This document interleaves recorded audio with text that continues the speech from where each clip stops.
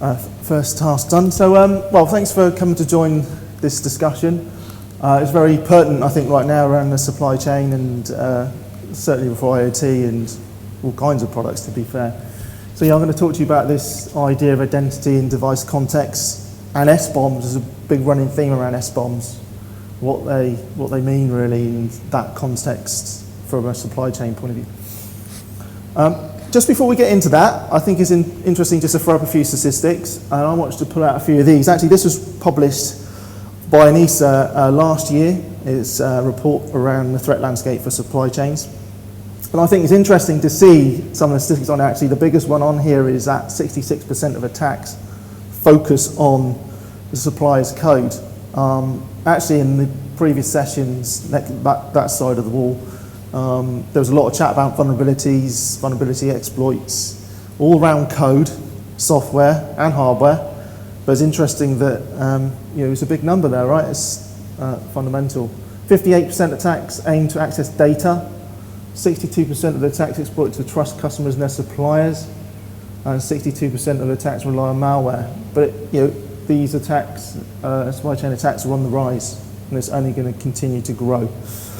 If you dig under the covers a little bit, the attack techniques used in these numbers here range from malware infection through to exploiting software vulnerabilities, exploring configuration vulnerabilities, and so forth.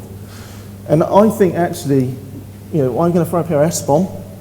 There's a clear driver for software bill of materials, and I think this is a direct response from the fact that these types of attacks are getting bigger and bigger, and there's lots more of them.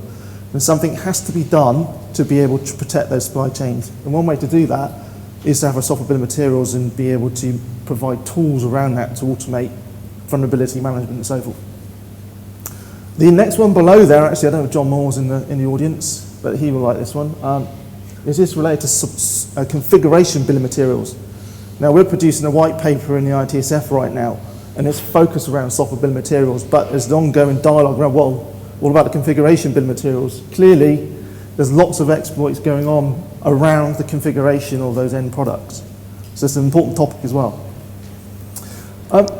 So SBOMs are becoming more relevant, increasingly more relevant. Software bill of materials, the US government 18 months ago, as you've probably seen through some of the talks, they produced this EO 14028, which was recognized as being, they wanted to focus on how to improve the critical supply chain in the US. So any products going into critical infrastructure, IoT, IT, industrial IoT, and the ILEC, how do you improve the cybersecurity in those supply chains? One of them is about, actually one of the key things they brought out in that publication was about zero trust, adopting the zero trust ethos. Another one was software bill of materials, having all the vendors supplying into those environments, publishing and providing the software bill of materials. And another one is there about how you share those across the ecosystem, right? How do you share those software bill of materials so you can make better decisions about what's happening in those environments? And then only recently, 10, 15 days ago, the EU Cyber Resilience Act, which is in proposal phase, but it clearly calls out, if you go and read it, I would encourage you all guys to go and read it, clearly there's some requirements around, any product related with anything with digital elements has to be developed and designed in such a way with appropriate cybersecurity in mind. And equally, any digital element shall be delivered without any known exploitable vulnerabilities. That's a big ask in itself. Imagine all those historical libraries you're going to have to update in your products and make sure the latest code and so forth. And the second bit into that, in the annex in that document, was around vulnerability handling. And the first point there you can see I've highlighted that you have to, vendors and components contained in that product have to be able to supply a software bill of materials in a commonly used machine-readable format. That's following similar legislation or similar guidelines from what the EO 14028 was published about. And the second point there, as I will pull you to, is around how you manage those and remediate against any vulnerabilities that have found those products from an ongoing basis. In fact, in that proposal, it talks about if any vulnerabilities found in your software, you have to notify NISA within a 24-hour period, full stop. So good luck with that. So it's definitely food for thought. I also think machine identities are a big attack surface too. In fact, we do a lot in machine identity management. Machine identities are required to securely authenticate non-users, non-human users, I should say. And there's a number of studies that point to some of the key statistics here. So, for example, CyberArk do a lot on privileged access management. Machine identities now outnumber human identities by 45 to 1. So that's a big number. That's a growing number. Verizon 2021 data investigation reports credentials were the top attack vector for 61% of data breaches. That's a big number. We've seen all the data breaches out there. There's a Polon Institute report, Securing the Connected World, reported that 47% of respondents say that IoT is the most important driving PKI adoption. Surely because the sheer number of products that are out there from an IoT standpoint, and all these devices have to connect to an IoT application somewhere, right? Whether it's some kind of Azure stack, AWS, I would say Google, but they've said I'm not going to do that anymore, and so forth. And worldwide losses at the bottom there is estimated to be between $51 and $72 billion by having unprotected machine identities. So you can see that there's a sort of evolving theme around that machine identity piece as well. And I actually think this drives that zero trust approach, really around the authentication and authorization. Never trust, always verify on an ongoing basis. I would encourage you to go and read these things. It's quite interesting reading. So we like to say that those identities are the new perimeter to IoT. When you think about corporate IoT, sorry, when you think about corporate IT, it's your user machines, humans, laptops, computers, printers that typically sit inside a corporate firewall.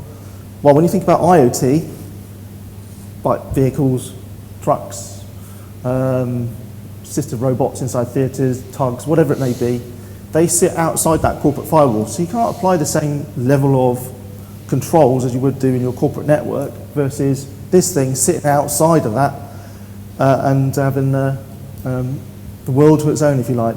So you have to have a fundamentally strong identity in that device.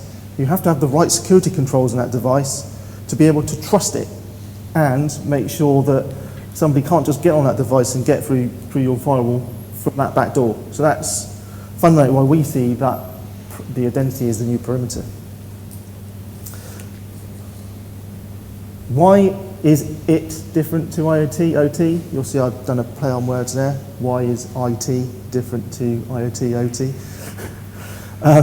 Well, I see this from a level of assurance point of view. It's, you think about computers, laptops. Don't get me wrong, there are some which are very, very, should we say, need a high assurance level, but broadly, if your email system went down for 30 minutes, does it matter? And these types of devices are very manually managed, I would say. They generally have this detect respond type ethos where you bring it onto your network, then you've got some scanning tools to detect what's it doing, monitor it for its lifetime, that type of thing. Whereas where we see with IoT type devices on the right hand side here, I see this as high assurance. Safety is a big important factor. Injury, fatality, you need to think about this stuff, especially when you've got things like connected vehicles or assisted robots inside theatres, industrial plants. All these things can have a safety implication. So they demand a different approach. You have to be able to have this approach around, if you look at in this cybersecurity framework, a protect and prevent approach. You have to be able to authenticate it, attest its identity, trust it in a much trustworthy way. And you also need to be able to automate this thing because it's the scale thing now, right? The general IoT equipment, which can work into thousands, versus IoT, which can go into the hundreds or millions. It's a big, big change there. So that drives this resilience by design approach, I think, to drive that high assurance. So there's this Clearly he's running themes around identity and vulnerability management, software bill of materials. I actually think this is driving a requirement for continuous assurance and authorization to help improve resilience and reduce risk in supply chains. What does that mean? It's meaning a proactive approach to ensure that devices are compliant and validated through their entire life cycle. You can't just stick a credential in a device and say, hey, that's it, go for your life for the rest of the time. You want to be able to validate these devices and give those devices context through their lifetime. What software is running on the device? Has the device got a strong identity? And so forth. So I think software bill of materials are a really big part of this whole ethos around this continuous assurance. And so, you know, there's a number of things here which you might want to think about. So how do I attest the device, prove identity, prevent spoofing, prevent cloning? How do I authorize the device based on its state? Is the current state of the device in the right state to what you think it is? Is the SBOM valid on the device? Has somebody managed to get on the device and compromise the libraries and software on that device? If they have, can you attest that or not? Policy controls, so being able to apply certain policy controls to manage your real estate of devices on an ongoing basis. So perhaps your software bill of materials isn't valid anymore on your device. The actual software has been compromised. What can you do about it? Can you remediate? Can you take the device offline?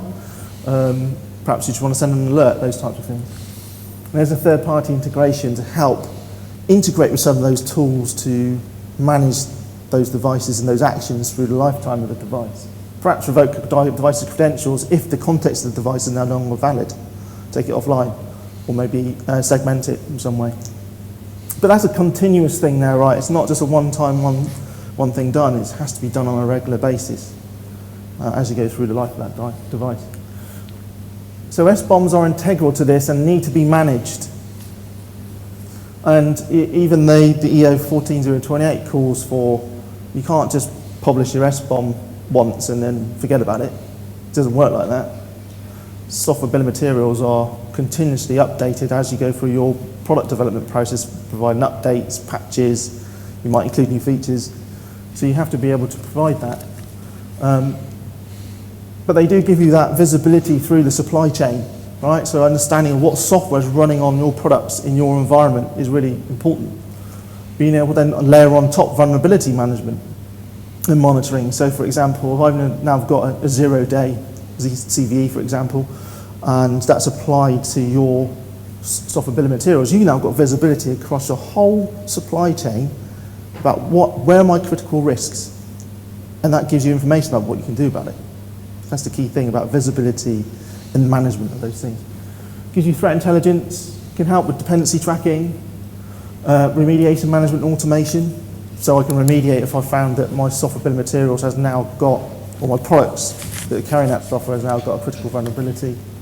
IP licenses, I think that's going to be an interesting one because I would imagine lots of vendors out there are using libraries they don't know they're using. So that will raise some IP license concerns. So when you publish an software bill of materials, you go, am I really using that license? Should I be using that one or should I be using something else? And the whole Linux DPL thing will play a part in that as well. And end-of-life awareness. So I see these SBOMs as a way to, like I said, manage these things in here, but it's not a static thing. You need to build them, you create them, utilize the SEA tools, store and publish, share where needed. I don't want to go down that debate, but there's an argument for sharing them and an argument for not sharing them. Comply, so being able to comply to certain legislation that's coming out, and assess the risks and audit, manage those through the life cycle, so utilize the SBOMs for managing 0-day vulnerability and exploits and so forth, and then being able to remediate, so manage credentials, update, mitigate certain threats. Perhaps you have libraries which are identified in the product, but you're not actually using the software as part of that. Is it a risk or not? Maybe not. So there's this continuous flow here I see that, you know, software bill of materials will require. They're not static. It shows me I've got OpenSSL in there, ThreadX, whatever it is. But without context, does it really tell you anything?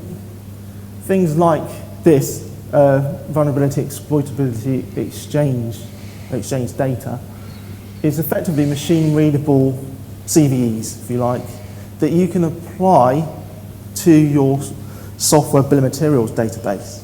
So you can then get a good understanding of what new vulnerabilities, kind of real time, are in your ecosystem or in your supply chain. So then quickly you can set policy and understand from an IT security standpoint, hey, I've got 1,000 products which has got this high risk critical vulnerability approach across the vulnerability ecosystem to provide that tracking, remediation, visibility and so forth. And clearly these tools will help in Europe and other geographies as well.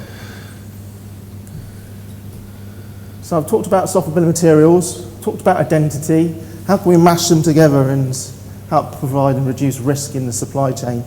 Well, we've been doing a lot in this space, and specifically around how do you mitigate risk on a recurring basis using our identity access management platform for IoT called Keyscaler.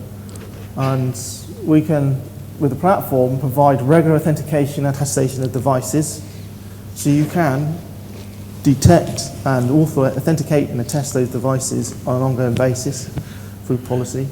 You can automate control, authorization control of those devices to your corporate network and applications. So if it fails an authentication, okay, well you can deny access by revoking this credential or do something else. You can give that continuous assurance to mitigate potential threats and provide governance. We can also detect device software changes and anomalies. So if someone managed to get on the device and our platform says, hey, I want you to compute your software bill of materials real time, we can detect that actually that version of the software has been rolled back, for instance, on the device. Meaning you can do something about it. Hey, is this someone's got on the device? Can we remediate? Then there's the app integration, being able to automate into your various applications to provide that visibility, that automation around credential issuance and management. So you can take the device offline if you want, but when you come to, if you want to remediate, one action could be to update the device at a further point in time, is then, okay, bringing the device back online again, and so forth. And then there's that machine identity issuance and management at scale. So we offer these types of services so you can at scale issue out your identities and credentials without touching any single device, and provide the automation capability around that. I think this is my last slide. How many minutes have we got? So this is really just an example of that. So there's various vendors out there, by the way, that are providing these types of services in the bottom here. So it's SBOM Data Assurance Hub. There's lots of, some of our partners actually working in that space. So that you can, if you've got software bill of materials, you can publish it to their repository and share it with others at request and through various controls to limit that access.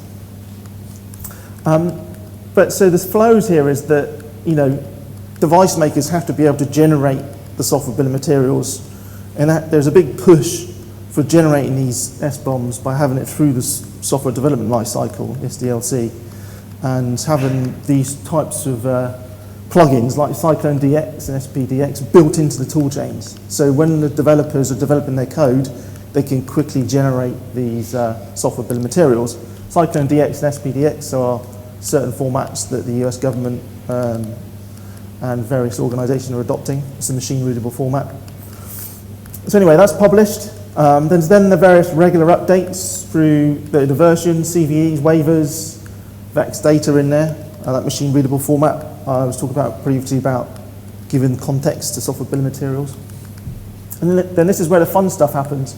So we can be on the device at the edge, that's the orange bit on the left, and also in the middle here is the authorization engine. So what we can do here is through policy we can say, hey, Mr. Device, I want you to authenticate. We want to be able to attest that you're a trustworthy device. But one of the policies could be, hey, I want you to compute your software. I want to tell me what software is running on your device and report that back to me. And then we can validate that against what's known good.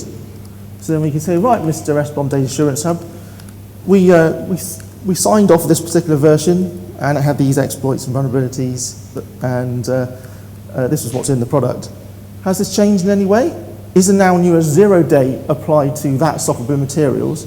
So then you can make some smart decisions about that. So if it's high risk types of vulnerabilities, you can then set policy and say, hey, right, if there's a risk level 5 being the highest, and it's in critical infrastructure, you could then decide to revoke its credential, take it offline.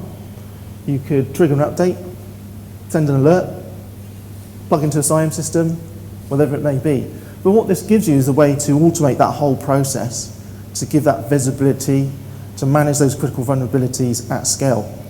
And then once you're done, once you've updated the device, you can bring this thing back online again, clearly by polishing a new SBOM and validating it. Anyway, this is one example of what we're doing around this space. And I think this is my final slide. So this is us, device authority. We have this platform called Keyscaler, which is effectively a platform automating zero trust for IoT, and we help companies establish device trust, provide root key injection, and also have some software at the edge that you can use for that. And we plug into the enterprise, so various connectors to CAs, HSMs, IoT apps like Azure, AWS IoT Core, big long list there. And we're operationalizing those security processes and operations at scale to solve some of these challenges I've talked about with you just now. That's it from me.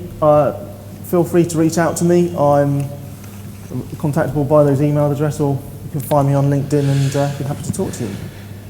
Thank you.